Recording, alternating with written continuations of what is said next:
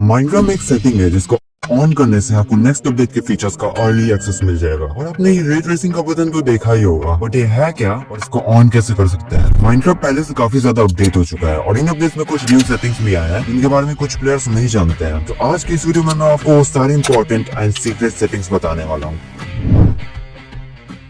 सबसे पहले new world create करते वक्त एक सेटिंग है जो कि आपको एक्सपेरिमेंट वाले टैब में मिलेगा। यहाँ पर ड्रॉप ऑन 2025 करके एक बटन होगा जिसको आपको ऑन कर देना है। इस बटन को ऑन करके माइनक्राफ्ट के जो अपकमिंग फीचर्स है उनको आप यूज कर सकते हो। जैसे अभी के अपकमिंग फीचर्स है new animal variants, new plants, leaves और भी बहुत कुछ। जब भी माइनक्राफ्ट अपना न्यू अपडेट लाता है तो वो एक्सपेरिमेंट वाले टैब में कुछ ऐसा ही बटन दे देता है ताकि प्लेयर्स टेस्ट कर सके न्यू फीचर्स को। बट ये वाला जो बटन है ये माइनक्राफ्ट के लेटेस्ट वर्जन में ही शो कर। नेक्स्ट सेटिंग के लिए आपको थोड़ा ही ऊपर एडवांस वाले टैब में आ जाना है एंड यहाँ पर आपको सीट के ऊपर में टेम्पलेट का ऑप्शन मिलेगा। बेसिकली आप इसमें जाके सिलेक्ट कर सकते हो कि आप कौन से बायोम या स्ट्रक्चर में स्पॉन होना चाहते हो एंड उस हिसाब से आपको सीड मिल जाएगा। नेक्स्ट यहाँ पर शो कोऑर्डिनेट्स के नीचे शो डेज प्लेट का भी बटन दिखेगा आपको, जो कि कुछ टाइम पहले माइनक्राफ्ट में ऐड हुआ है। इसको ऑन करने से आपको टॉप लेफ्ट में दिखेगा कि आपको कितने डेज हो चुके हैं इस वर्ल्ड में। इसके नीचे आपको एक स्लाइड बार दिखेगा जो कि एक और न्यू सेटिंग है। ये उन प्लेयर्स के लिए जो मल्टीप्लेयर खेलते हैं अपने वर्ल्ड में। इस स्लाइड बार के थ्रू आप सेट कर सकते हो कि कितने % प्लेयर्स सोएंगे तब जाके सुबह होगी। फॉर एग्जाम्पल अगर वर्ल्ड में 2 प्लेयर्स है और इसको मैं 50 पर रख दूं तो दोनों में से कोई भी एक सोएगा तो सुबह हो जाएगा। बट वहीं अगर मैं इसको 51 पे रख दूं तो दोनों ही प्लेयर्स को सोना पड़ेगा तभी जाके सुबह होगी। वर्ल्ड में जितने प्लेयर्स है आप उस हिसाब से इसको सेट कर सकते हो। बाय द वे इसके ऊपर एक और सेटिंग दिखेगी बेड वर्क्स करके। अगर आप इसको ऑफ कर दो तो कितने भी प्लेयर्स सो जाए लेकिन सुबह नहीं होगी। अब हम आ जाते हैं माइनक्राफ्ट के मेन सेटिंग्स के अंदर, जिसमें सबसे पहले आता है एक्सेसिबिलिटी का टैब और इसके अंदर एक दो सेटिंग्स है जिसमें सबसे पहले टेक्स्ट टू स्पीच, जिसको ऑन करने से चैट में अगर आप कोई भी मैसेज करते हो या फिर आपका कोई दोस्त मैसेज करता है तो गेम उसे बोल के बताएगा।